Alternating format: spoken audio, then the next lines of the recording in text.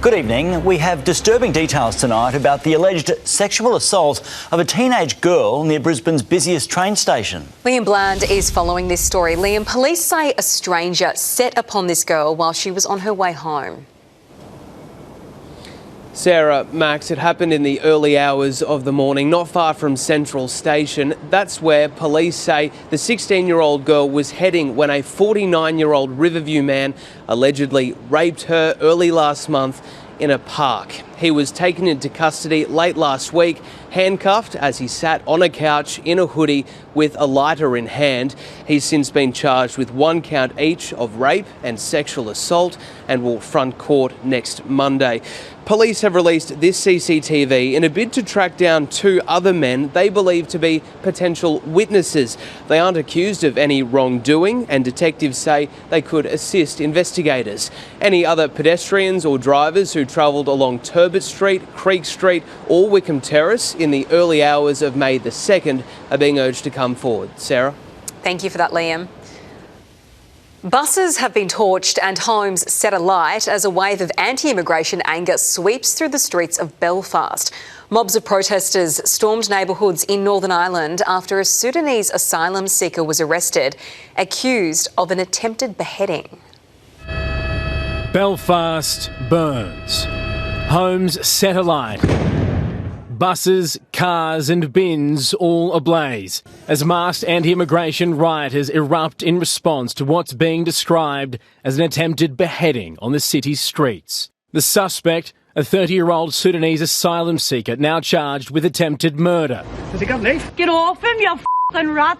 Trying to cut his hair off. The 40-year-old victim of the attack saved by residents rushing to his rescue. Yes! Get up! Police have ruled out terror as a motive, but it soon engulfed many of the city's streets. Hooded men going door to door in search of migrants,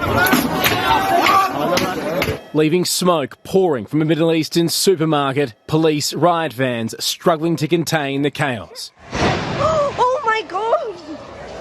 Oh my God! British Prime Minister Keir Starmer labelled the attack sickening.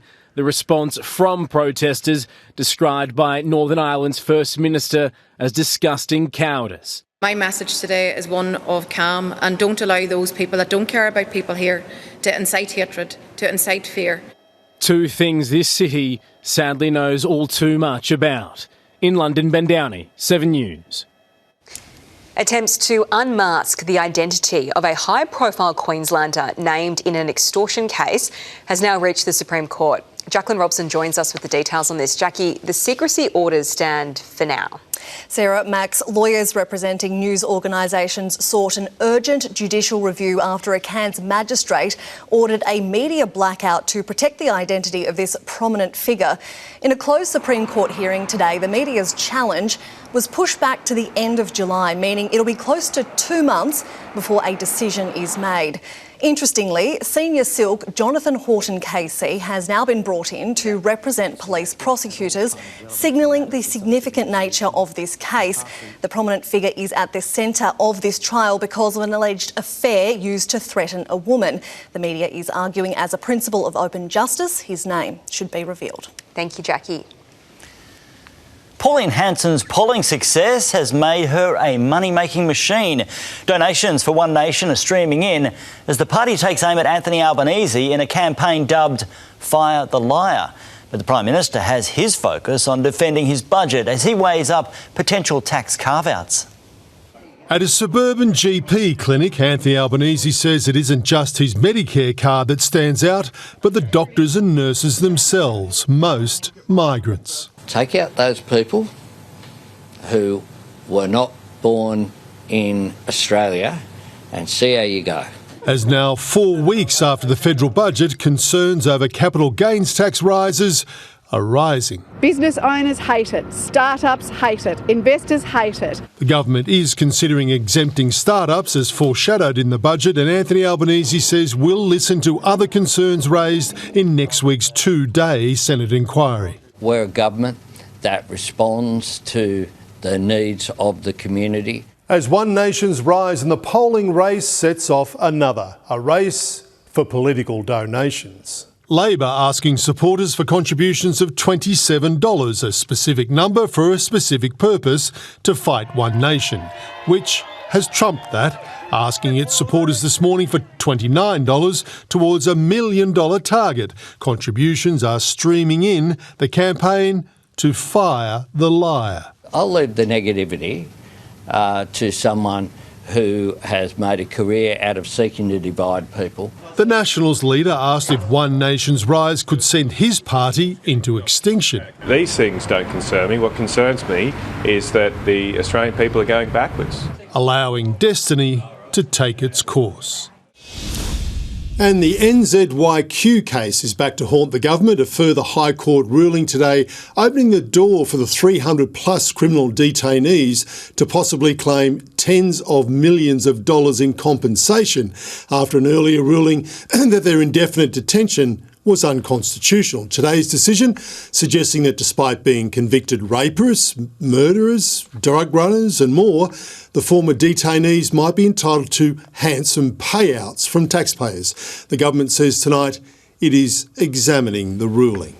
Sarah? Mark Riley in Canberra. The United States has launched what it calls self-defence strikes on Iran after the downing of an American helicopter in the Strait of Hormuz.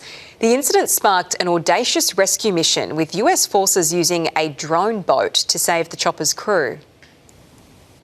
A late-night mission patrolling the Strait of Hormuz. The Apache helicopter hit by an Iranian Shahed drone.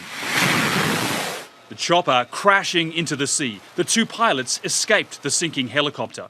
Floating in the ocean, US forces launched an extraordinary rescue mission, the first of its kind, dispatching a speedboat drone to pick them up. Obviously, Iran cannot be firing on US troops. That's a serious problem. Donald Trump posting, "The United States must, of necessity, respond to this attack," authorising strikes on air defence systems, ground control stations and radar sites along Iran's southern coast. US Central Command labelling them self-defence strikes and a proportional response to unjustified Iranian aggression. It was important also to strike back, one, to re-establish deterrence, two, to show that this kind of action cannot go unanswered. Iran's foreign minister promising swift retaliation. Our powerful armed forces will leave no attack or threat unanswered. Leave our region if you want to be safe. You can take away from this one thing.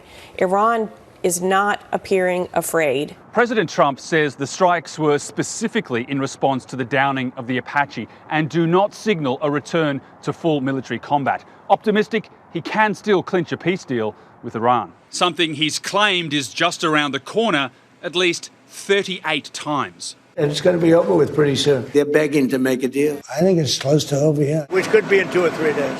Not everyone's so sure. Until we can stop shooting at each other, nobody's going to come to the negotiating table. In the United States, Rob Scott, 7 News.